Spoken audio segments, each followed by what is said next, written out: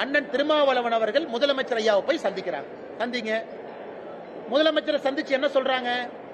அவர் கார்ல போனாரா? இன்னைக்கு பல வீடியோ நாம பாக்குறோம். தனியார் தொலைக்காட்சி நிறுவனம் பல வீடியோ போட்டு காட்டுறீங்க. அந்த டூ வீலர்ல கார் அடித்தது மிக தெளிவாக தெளிவாக நமக்கு தெரியுது.